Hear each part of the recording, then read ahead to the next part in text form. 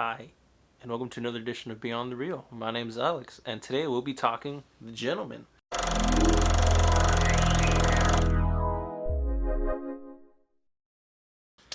So, today's film of choice, The Gentleman.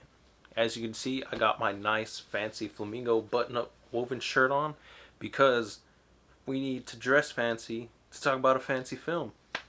So, anyways, today in The Gentleman, um, it was released just right before the shutdown here in the U.S. Um, I think it was in February. But yeah, I walked into this movie not knowing too much. I had honestly hadn't even heard of it, but a buddy of mine showed me the trailer, and I was like, I think I'd watch this movie. So went to the theater, watched it, and I was not disappointed at all. I thought it was a lot of fun, and frankly, I feel that is probably the best way to watch this film. Walking into it without knowing too much. But anyways, that's besides the point because you're here, so spoiler free.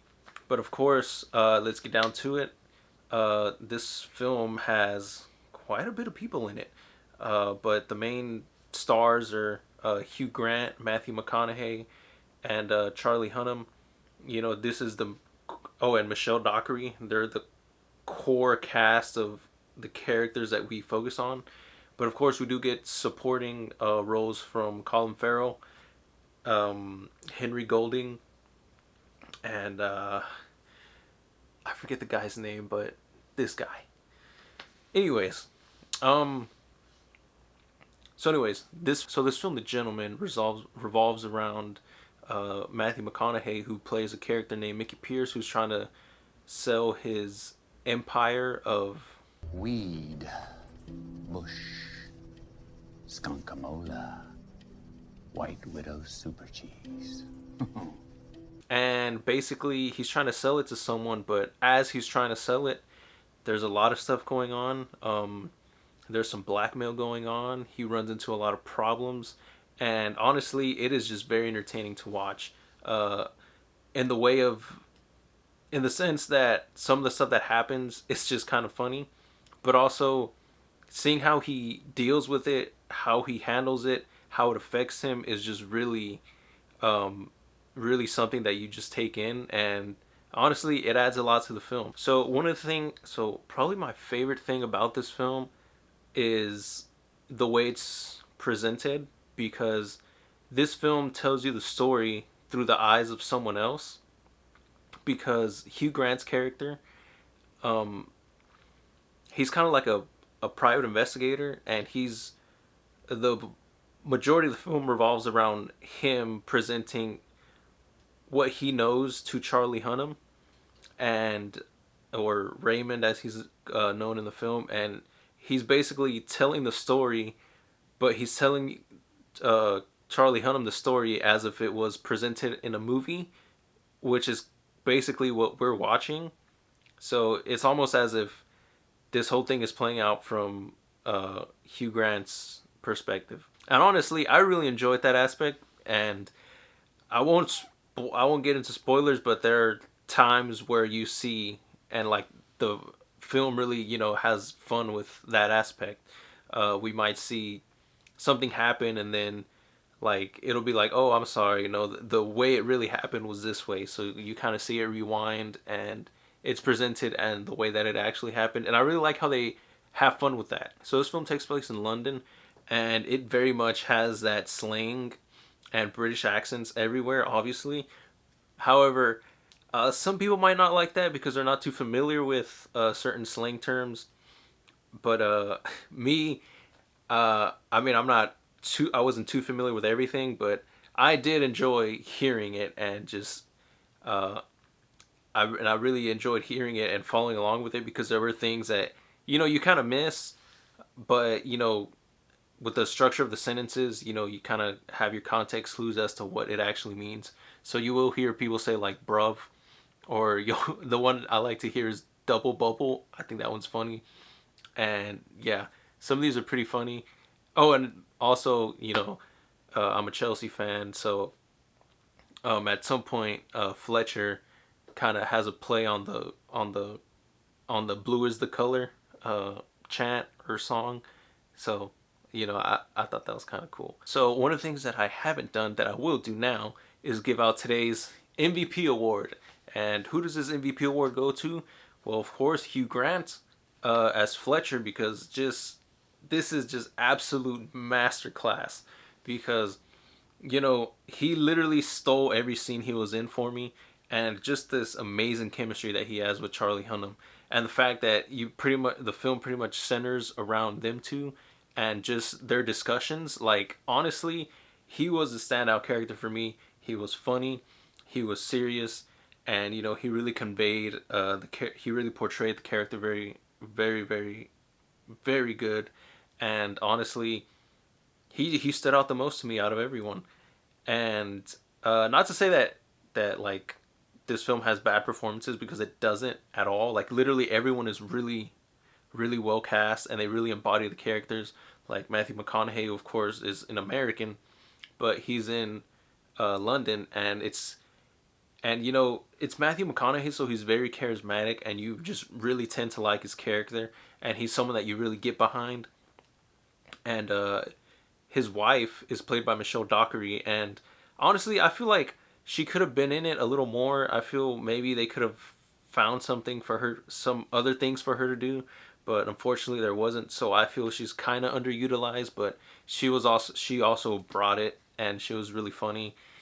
And it was really funny because like there are times where someone will be saying something and she'll just be like sum it up real quick. Like I remember there's a time where Charlie Hunnam comes to talk to them about how someone died, and she's just like, and he's like, yeah, there was an accident, and then she's just like, oh, so you killed someone. It's just stuff like that I think is hilarious. And one thing that I will mention about her, uh, there's a scene that really stood out to me for her. It's has to do with her and Dry Eye, who is played by Henry Golding, who's kind of like an antagonist, and they're in an office, and it's her, him, and like a henchman, two henchmen, and it's really funny because she just has this scene. It's real serious, but like I really love her dialogue in that scene where like she gets a chance to be menacing, and like she really, oh man, I mean I don't want to spoil it, but so I'll just leave it at that. Can be a paperweight. Well, what are you going to do with it? Well, that's up to you, isn't it? Either you do as I tell you to and use the door, or I'm going to shoot Fat Tony right between the eyes. And also Dry Eye, as an antagonist, I liked him because he was a really scummy person, and of course, he's just trying to move up in the ladder of his uh, gang, I guess, mafia. So he's trying to take shortcuts, and honestly, like he's really someone who really kind of gets on your nerves, but at the same time, you also kind of like, just because of the way they're written and the way the actor's performing. So you don't necessarily root for him, but you do find yourself being like, man, I kind of like this guy, because I mean he is also kind of funny too. And also, oh, I'm sorry, I forgot to talk about Charlie Hunnam, because him as well. He would probably be my second choice. He was in second place when it came down to the MVP award, because I also think he's really good in this film.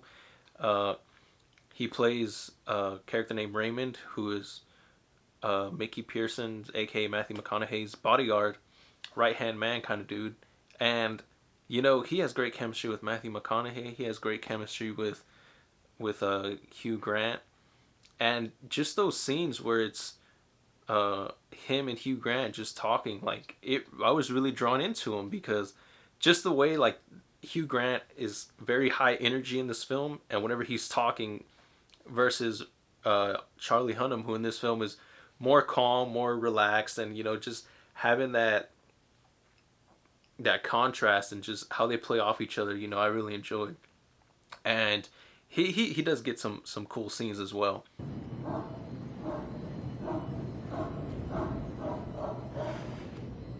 Right.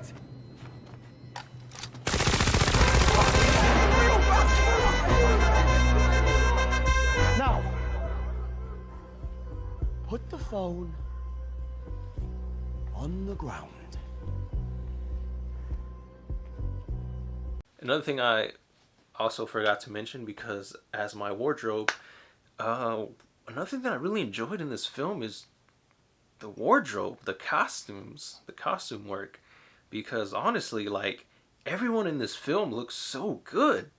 Like, everyone is so fancily dressed. Michelle Dockery is wearing like all these fancy outfits.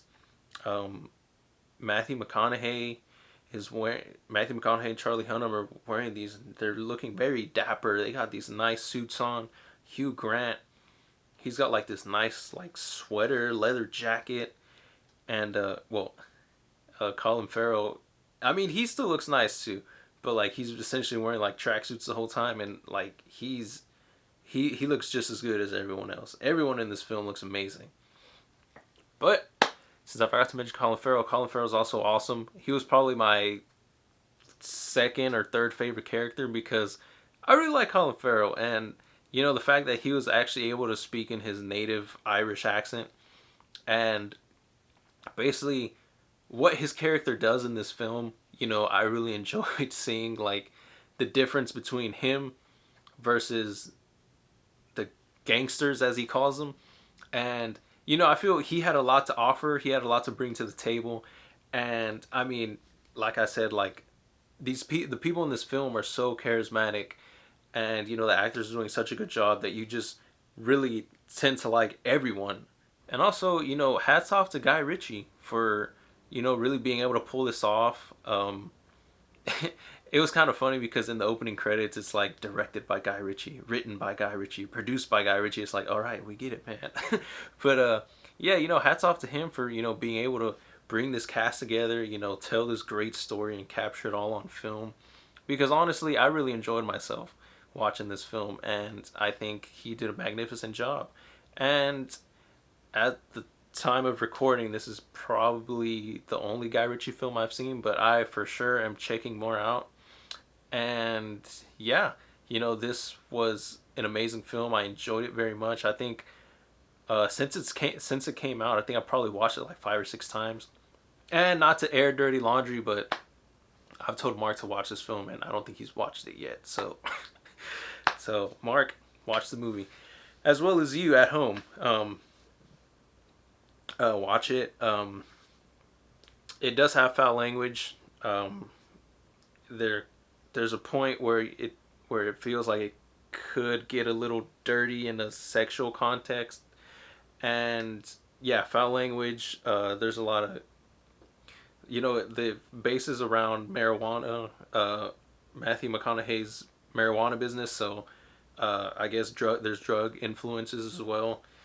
So keep that in mind whenever you watch it, of who you watch it with or your surroundings when it comes to that. But yeah, you know, I really enjoyed it, and I hope you enjoy it too. I hope you watch it. I hope you check it out.